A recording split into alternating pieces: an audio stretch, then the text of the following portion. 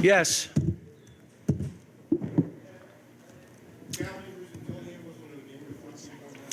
The team that was out there was playing so well together that I left it alone. And I told he and DJ, that's the only reason I left it alone. And if we finished the game, you would have said, "What? You didn't even," but now you look at it, say, "Why didn't you have him in?" You're right, we could have. But that group was playing so well that I didn't go to the rotation. Cal, the last play of the game, or at least the failed lob attempt there at the end, was that plan A? What was the plan there? The plan was, Antonio, if that lob wasn't there, and it obviously wasn't, was to go to the top of the key. But that didn't lose us the game. The 18 offensive rebounds, 50 points in the paint. You know, we thought we could guard them one-on-one. We probably needed to trap more. But then you're freeing up some other guys, so. Cal, the last few possessions seemed like 10 or 11 possessions in a row. They were going down low, scoring on down there. What do you do going forward? Are you switching guys in and out at the 5? What do you do going forward in that position? Well, keep working on their defense. And then the other thing is, okay, someone's not able to guard. I mean, the play where we switched and 22's under the basket, we stood behind them. And it was a three-point play. I mean, they scored 8 times in a row, and it was like lobs, which I was saying the same thing, just keep retreating. We don't want to give that up. Let the little guy try to shoot it. And we came up. So we broke down some. We took a bad shot when we were up like 5. We're ready to go. And though the kids kept fighting. They just kept fighting. They never stopped. And but it's just tough. I mean, we've lost 3 games kind of like that where we have a chance. And I told them after, we lost the game in the first half. That's where we lost the game. And then we came back and fought and made it close, but the first half was what cost us. Yes. Cal, on that, you said it seems like it's become a trend in these last few games of a slow start outside of the Vanderbilt game. What do you tell your team to get those kind of slow starts so you aren't digging out of a hole? You know, you keep on them about their intensity to start a game and the fight you have to have, especially at home. I mean, you know, this is, you know, it was just disappointing that we got beat to so many balls. Just disappointing. And I think we're better than that. And there are things we got to get our big guys to do. There are things that, some execution stuff, even the last play, Antonio was supposed to throw it to the rim. Take one bounce and throw it to the rim.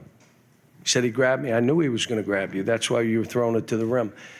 Had some breakdowns offensively a little bit at the end. I mean, it's all stuff we can clean up. Coach, as you alluded to, the game was really lost in the first half, specifically the last 5 minutes where they just kind of went on a run. Just why is the team so inconsistent in their fight where they may start really well, end really well, but there's that stretch somewhere in the middle of the game? I don't know. I wish I had the answer to it, but we know we're capable. I mean, we're playing teams and they're, you know, we got a chance to win at the end of the game, even if we don't play great, and we have our chances. Most of our breakdowns come down on the defensive end, and I'm spending a lot of time on it. We're working on it, so thank goodness we have time, but we got a tough schedule. Our league is really good.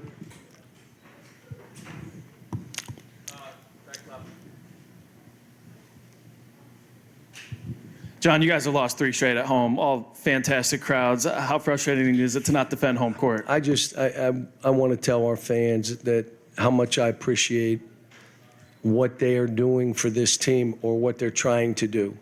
They're here, they're loud.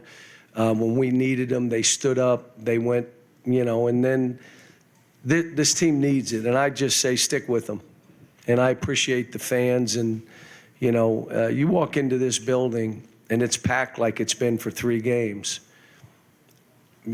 You know, we just normally come out like on fire, and we just haven't. So, but again, nothing has changed in my mind with this team. I mean, we have the ability to do what we want. We're just going to have to do it together.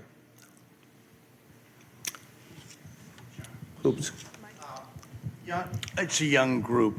It's just what you have to expect with young teams. I mean, I know everybody talks about freshmen, but they are freshmen. Yeah.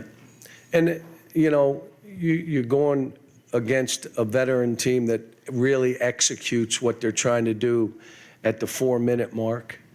And we weren't able to withstand some of the stuff they were doing. Most of it, were breakdowns. Like, you can't have them at that point in the game. But young teams, I've been here with young teams where we've had to kick it in gear and go. And, as much as I'm feeling it, hard, tough, I can't stand losing, how do you think they're feeling? So I've got to make sure I'm focused on them and keeping them in the right frame of mind.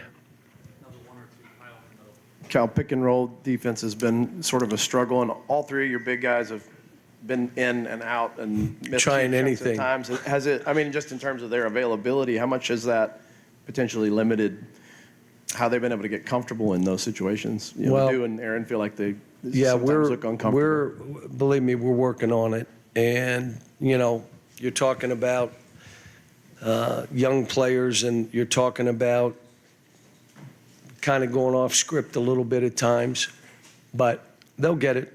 I mean, we got a good team. We didn't play great, and we had our chances.